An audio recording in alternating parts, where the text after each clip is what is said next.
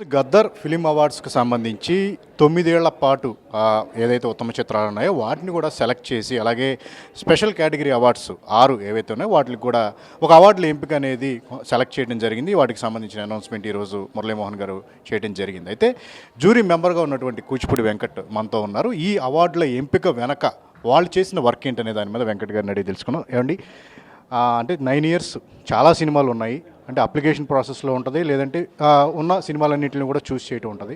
అంటే ఎన్ని రోజులు పట్టింది, ఎన్ని సినిమాలు చేశారు, ఈ సెలక్షన్ అనేది ఎలా జరిగింది? యాక్చువల్లీ అప్లికేషన్ ప్రాసెస్ లేదండి, ఎందుకంటే చాలా మూవీస్ ఉన్నాయి. ఆల్మోస్ట్ ఒక ఇయర్కి ఆల్మోస్ట్ 150 మూవీస్ ఉన్నాయి. అంటే state movies, dubbing movies and రీమేక్లు కన్సిడర్ చేయరు, అండ్ ఏ సర్టిఫికేట్ సినిమాలు కూడా కన్సిడర్ చేయరు. ఇది కాకపోయినా చాలా సినిమాలు ఉన్నాయి. సో మేము ఏం చేసామంటే ఇట్ వెరీ డిఫికల్ట్. ఎంత తక్కువ చూసుకున్నా ఒక 12 to 1500 ఫిల్మ్స్ ఉన్నాయి.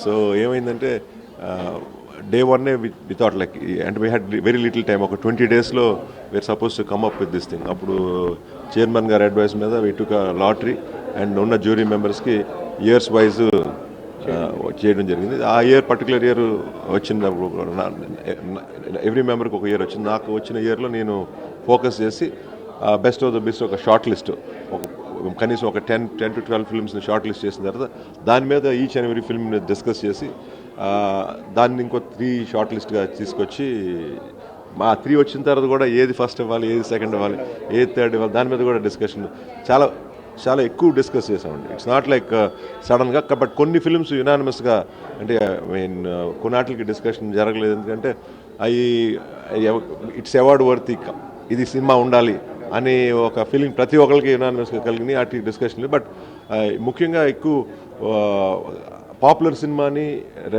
అవార్డ్ ఫిల్మ్ అంటే కైండ్ ఆఫ్ రెగ్యులర్ అవార్డ్స్ వచ్చే మూవీస్కి బ్యాలెన్స్ చేయడానికి కొద్దిగా ఇబ్బంది అయింది బాగా. అంటే లైక్ ఇబ్బంది కంటే ఇట్ వాస్ ఎ డిస్కషన్, ఇబ్బంది ఏం కాదు. అంటే వీ నీడ్ టు మేక్, అంటే like we should balance it. అంటే ఒకప్పుడు ఈవెన్ నేషనల్ అవార్డ్స్లో కూడా పాపులర్ సినిమాలకి అవార్డు రావటం స్టార్ట్ అయింది ట్రెండ్ కూడా. సో ఆ trend we also should follow all over. ఎందుకంటే popular film is like majority of people చూసిన సినిమా ఉంటుంది, దాన్ని మనం ఇగ్నోర్ చేయలేము.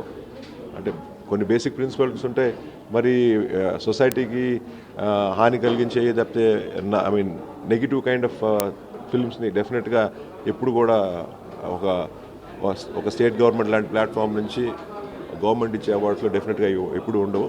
So but again we need to balance it. అంటే ప్రధానంగా పాత సినిమాలు చూడటం అనేది, 10 ఏళ్ల పాటు సినిమాలు చూడటం అనేది 2024కు సంబంధించి ప్రకటన చేయడం అనేది చాలా ఈజీ, అంటే లాస్ట్ ఇయర్ విడుదలైన కాబట్టి. బట్ ఈ లాస్ట్ 9 yearsలో చేయడంతో పాటు ఈ స్పెషల్ కేటగిరీ అవార్డ్స్ కొత్తగా కొన్ని కూడా ప్రారంభించడం జరిగింది. సో వాటి సెలక్షన్ ఎలా జరిగింది? స్పెషల్ కేటగిరీ కూడా జ్యూరీ మెంబర్స్కే అవకాశం ఇచ్చారండి. సో ప్రతి ఒక్క రఘుపతి వెంకయ్య గారి award, NTR national award, Nagireddy గారి అవార్డు, అండ్ పైడి జయరాజ్ గారి అవార్డు, తర్వాత కాంతారావు గారి అవార్డు, ఇవన్నీ కూడా జ్యూరీకి ఫ్రీ హ్యాండ్ ఇచ్చారండి. And every jury member has to we came up with couple of names and ఫైనల్గా మెజారిటీ మీదే చేశారు. అండ్ అక్కడ ఇక్కడ అంటే పర్టికులర్ విషయం చెప్పాలంటే there is no pressure, external pressure zero. ఏదైనా ఉంటే జ్యూరీలోనే, నేను ఫర్ ఎగ్జాంపుల్ నేను ఎవరినైనా ప్రపోజ్ చేశాను, సో అది దాని మీద డిస్కషన్ అనేది జరిగింది. వేరే వాళ్ళు ఎవరైనా చెప్పారు, దాని మీద కూడా డిస్కషన్ జరిగింది. అండ్ ఫైనల్లీ ఒక కన్సెన్సస్కి వచ్చిన తర్వాతే వి ఆల్ ఫెల్ట్ ఈయన అందరికీ అవార్డు ఇవ్వలేము, చాలామంది ప్రాబబుల్స్ ఉంటారు, చాలామంది గ్రేట్ పీపుల్ ఉంటారు ప్రతి అవార్డుకి కూడా. సో దాని మీద we had some this thing. అంటే పర్టికులర్గా ఈ బేసిస్ మీద చేసామని చెప్పడానికి లేదు, కానీ బట్ అట్లీస్ట్ ఒక జ్యూరీగా ఉన్నప్పుడు ఉన్న 9 people 8 people we're able to come up with okay fine, ఈయనకి ఇవ్వాలన్నట్టు. ప్రధానంగా సినిమా అనేది మనం చూసుకుంటే కమర్షియల్ ఫార్మాట్లోకి ఇప్పుడు చాలా ఎక్కువ వెళ్ళిపోయింది. బట్ ఈ అవార్డులు ఇవ్వటం ద్వారా సంథింగ్ ఒక సృజనాత్మకంగా, క్రియేటివ్గా మనం ఆలోచించాలి, మనకి అవార్డు వస్తూ గుర్తింపు వస్తుందనే ఆలోచన ధోరణి కూడా పెరిగే అవకాశం ఉందంటారు. ఏమంటారు మీరు? 100% అండి. అవార్డు అనేది ముఖ్యంగా ఏ ఆర్ట్ ఫీల్డ్ అయినా ఒక గుర్తింపు అనేది చాలా అవసరం అండి.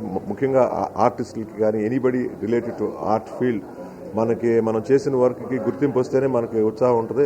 తర్వాత ఇంకా ఎంకరేజింగ్, ఇంకా చేయాలి అది ఇట్స్ అండర్స్టూడ్ అండి. ఇది ఒక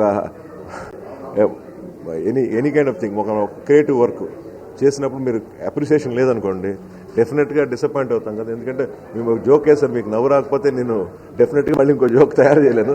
it's like that. So award is like very good thing for anybody, ఎవరికైనా కానీ. And it's a great feeling కూడా. గుర్తింపుతో పాటు అతనికి ఒక మళ్ళీ ఇంకా నేను ఏదైనా చేయాలి, ఇంకా గుర్తింపు రావాలనేది దానికి ఎంకరేజ్ చేస్తాను.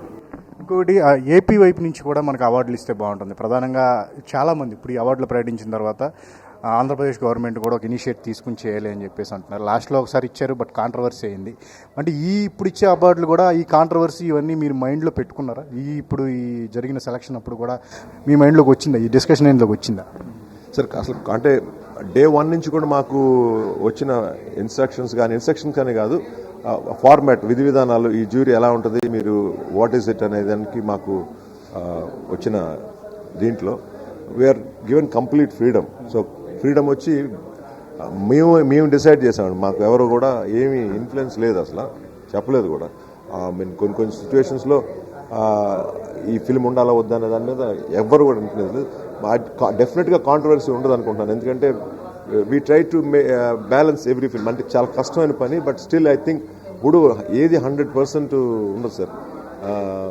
మేము అది డిస్కస్ చేసాం ఫస్ట్లో. అది లక్కీగా ఈ 3 ఫిల్మ్స్ రావడం అనేది అడ్వాంటేజ్ అయింది.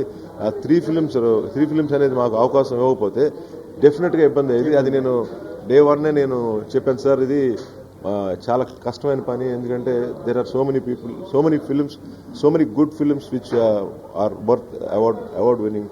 అండ్ అవన్నీ బ్యాలెన్స్ చేయాలి, చాలా కష్టం అవుతుందండి. మనకు అవకాశం ఉంటే వెంటనే గవర్నమెంట్ చైర్మన్ గారు ప్రపోజ్ చేసిన వెంటనే గవర్నమెంట్ స్పందించి ఇమీడియట్గానే డెసిషన్ తీసుకుంటాం వల్ల మేము చాలా ఇది చేయగలం. లేకపోతే డెఫినెట్గా అండ్ ఈ లిస్ట్లో 100% డెఫినెట్గా ఎంతో కొంత కాంట్రవర్సీ ఉంటుందండి. ఎందుకంటే ఇప్పుడు మేము ఉన్న 10 పీపులే మొత్తం అందరికీ డిసైడ్ చేసేవాళ్ళం కాదు కదా.